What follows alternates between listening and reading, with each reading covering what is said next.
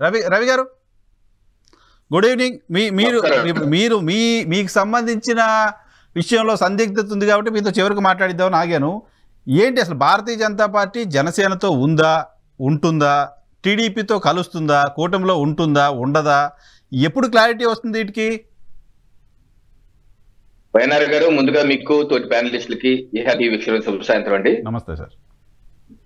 Bharatiya Janata party కేవలం ఈ క్షణం వరకు జనసేనతోనే పొత్తులో ఉన్నాం. ఎందుకంటే జనసేన ఎన్డీఏలో ఉంది కాబట్టి.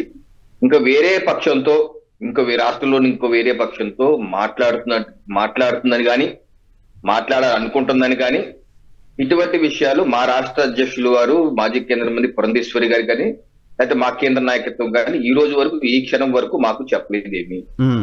అయితే మాకు ఇచ్చిన దిశానిర్దేశం ప్రకారం రాష్ట్రంలోని అన్ని అసెంబ్లీ స్థానాలకి, అన్ని పార్లమెంటరీ స్థానాలకి సన్నద్ధమన్నారు. రేపు 27వ తారీఖు ఏలూరులో కేంద్ర రక్షణ మంత్రి రాజ్నాథ్ సింగ్ గారు రాబోతున్నారు. వారి యొక్క ఆధ్వర్యంలో ఒక పెద్ద బహిరంగ సభ, బూత్ కమిటీ సభ్యులతో బహిరంగ సభ ప్రజాపోరు పేరు మీద నిర్వహించబోతున్నాం.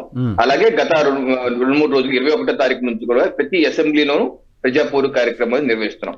ఈ రోజు కూడా మా రాష్ట్ర నాయకత్వం, మా రాష్ట్ర అధ్యక్షులు వారు పురంధేశ్వరి గారు, ముఖ్య నాయకులందరూ కలిసి ఎలక్షన్ మేనేజ్మెంట్ కమిటీ రాష్ట్ర కార్యాలయంలో కూర్చొని ఏ రకంగా రాష్ట్రంలో ఉన్నటువంటి 46,123 పోలింగ్ బూత్ల్లో భారతీయ జనతా పార్టీకి గణనీయమైన ఓట్లు వచ్చే విధంగా, అలాగే ఇటీవల 175 + 25 200 స్థానాలకి ఆశావాహుల జాబితా తీసుకున్నాం. 3,000 పైచీలకు వచ్చాయి. ఆ ఆశావాహుల జాబితాలని మేధో మదనం చేసి ఏ రకంగా వడపోసి ఏ రకంగా షార్ట్ లిస్ట్ చేసే పరి కూడా ఉన్నారు. ఒక్కటి నాకు అర్థం కావట్లేదు రవి గారు.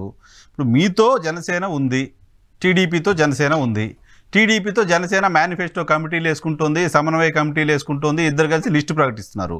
మరి మీతో ఉన్న జనసేన, మీరున్న జనసేన, మీరు మేనిఫెస్టో కమిటీల గురించి మాట్లాడడం కనపడట్లా, లేదా ఈ సీట్ల సర్దుబాటుకు సంబంధించిన అంశం గురించి మాట్లాడడం కనపడట్లా, అసలు మీరు కలిసి పనిచేస్తారా లేదా అనే దానిపైన క్లారిటీ కనపడట్లా.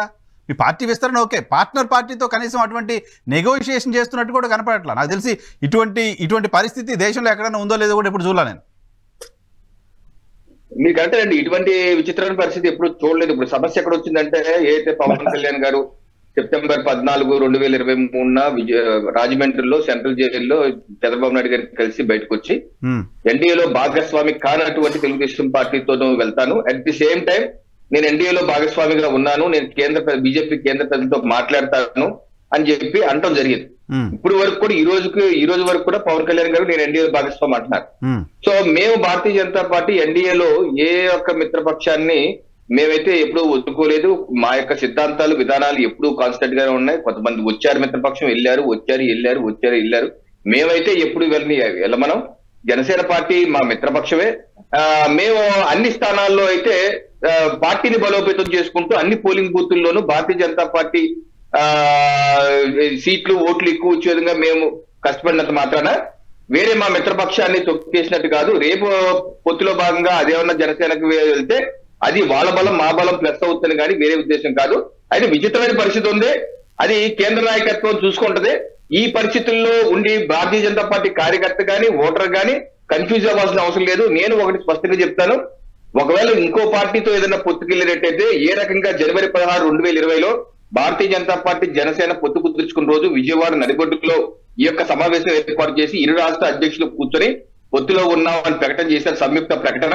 అలాగే ఈ రోజు ఏ రకంగా పవన్ కళ్యాణ్ గారు, చంద్రబాబు నాయుడు గారు కూర్చొని సంయుక్త ప్రకటన చేశారో, మాకేమన్నా పొత్తు భవిష్యత్తు ఏదైనా ఉంటే అటువంటి ప్రకటన వచ్చేంత వరకు ఏదైనా వెయిట్ చేసే వరకు కానీ ఈ రోజు వరకు, ఈ క్షణం వరకు మాకు కేవలం జనసేనతో పాటు మేమైతే క్షేత్రస్థాయిలో అన్ని నియోజకవర్గాల్లో అన్ని పోలింగ్ బూత్ల్లో బలోపేతం చేసుకుంటూ ముందుకు వెళ్తున్నాం. మా యొక్క కార్యక్షేత్రం అయితే ఆపేది లేదు. మా యొక్క నినాదం ఆంధ్ర రాష్ట్రంలో ఒక్కసారి, కేంద్రంలో మరొకసారి మోదీ సర్కార్. ఆ రకంగా మేము ముందుకు వెళ్తున్నామండి. భవిష్యత్తులో పొత్తులు, ఎత్తులు అనేది కేంద్ర నాయకత్వం చూసుకుంటుందండి.